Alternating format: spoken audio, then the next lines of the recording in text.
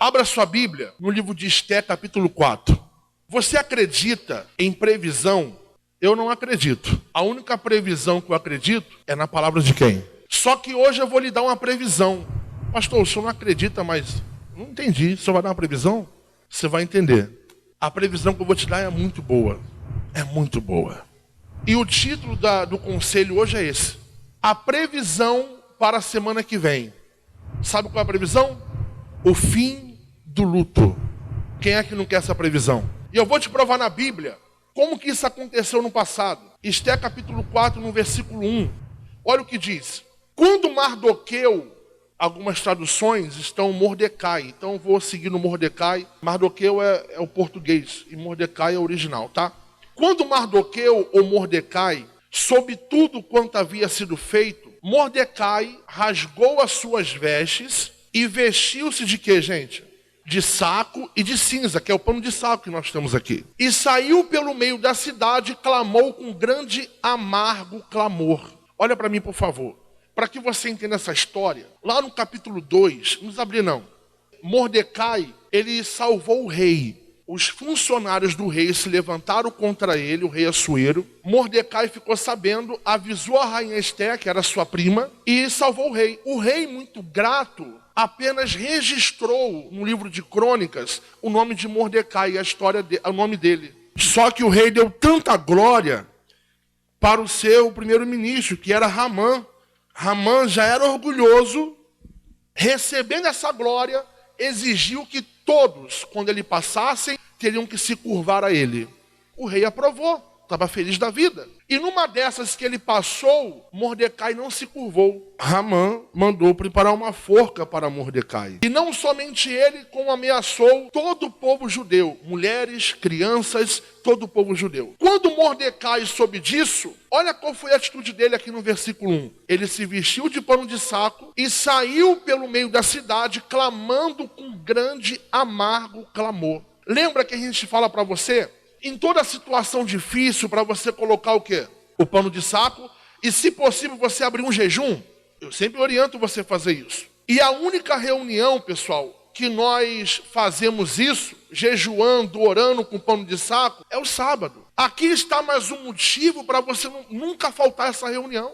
Porque nós estamos seguindo exatamente o que eles faziam no passado. Quando Mordecai se viu numa situação difícil, diante de uma situação que não tinha como ser resolvida, o que ele fez? Vestiu-se de pano de saco e foi clamando para alertar todo o povo judeu. Aí olha o que diz no versículo 3. Vamos pular para o 3. Fala assim: em todas as províncias aonde a palavra do rei e a sua lei chegava, havia entre os judeus grande o quê? Grande luto. Lembra que eu falei? Semana que vem, a previsão que vai ser o fim do luto. Havia grande luto, com jejum e o quê? E choro, e lamentação, e muitos estavam deitados em saco em cinza. Veja que agora todo o povo estava na mesma fé, vestido de pano de saco, jejum, oração, por aquele suposto luto que estava para acontecer. Então existia um luto diante dos judeus. Era essa forma que eles tinham costume de expressar quando estavam em aflição, quando estavam em luto. Eles tinham esse já costume de botar o pano de saco, de orar, botar a cinza na cabeça. E é o que Mordecai fez quando mostrou a sua dor profunda em relação ao decreto real. E a gente vê aqui que quando foi preparada a forca para Mordecai e veio o decreto de morte, ele decidiu lutar. Ele não aceitou. Muitas pessoas, por favor, ouça isso. Quando vem a notícia ruim, ela se acomoda, ela se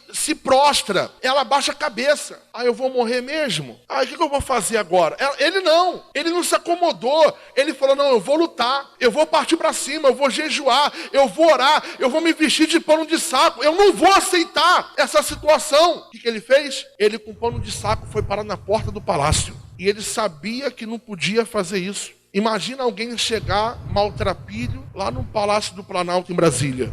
Vai dar ruim. Vai ou não vai? A atitude que Mordecai teve, ele chamou a atenção da rainha Esté, que era sua prima. Ela ficou sabendo e começou a averiguar o caso através do empregado que ela tinha lá no palácio. Resumindo, ela decidiu falar com o rei acerca dessa ameaça de morte. Só tem um problema. Fazia 30 dias que Esther não era chamada na sala do trono. Não sei se você sabe, ninguém podia chegar na sala do trono sem ser chamado, nem mesmo sendo a mulher do rei. Ela poderia morrer na hora. E ela falou, poxa, eu tenho que falar com o rei, mas como é que eu vou fazer isso? E agora? O que fazer diante do luto? De repente é o teu caso. Você está diante de uma situação que você está em luto. Talvez por alguém que de fato você perdeu, ou talvez não. O teu luto é na vida sentimental. Você está diante de uma situação que parece que não tem mais jeito, parece que não tem mais solução. O teu casamento está morto, a tua vida sentimental está morta. De repente, a tua vida financeira está morta. Há tempo que você não sabe o que é ganhar bem. Há tempo que você não sabe o que é receber uma promoção na empresa. Há tempo que você não sabe o que é você ter um dinheiro sobrando. De repente, você está de luto. Esse é o teu luto. De repente, na tua saúde, há tempo que você não sabe que é ter uma saúde perfeita, uma saúde boa, é só remédio em cima de remédio. E até agora nada. Esther, o povo judeu, Mordecai, estava numa situação como essa. O que fazer agora diante do luto? Gente, é aqui que muitas pessoas se perdem. Por não saberem usar a arma certa, elas, diante do luto, se isolam, entram em depressão, desistem, jogam a toalha. Lembrando que o luto que eu falei não é só na questão da morte, da perda de alguém. Porque quando se fala de luto, é a condição de perda. Pode ser de alguém ou de alguma coisa. E se tratando do que é espiritual, você vê que o povo estava de luto. Era um lamento, era uma sensação de perda. Aí, olha o que diz aqui no versículo 16. Vamos lá para o 16?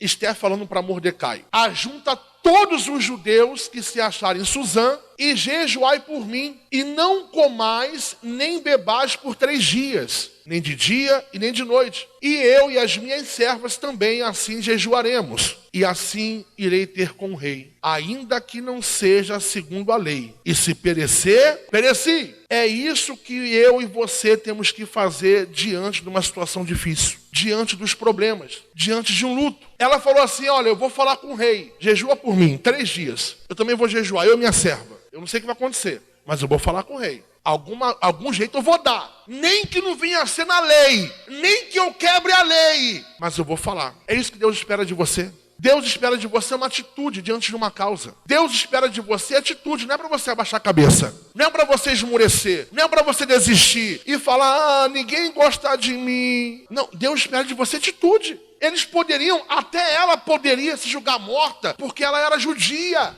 Só que ela falou, não, eu vou falar com o rei. Se perecer, pereci. Se eu tiver que ser morta, eu serei. Olha a atitude dela. E outra atitude que me chama a atenção,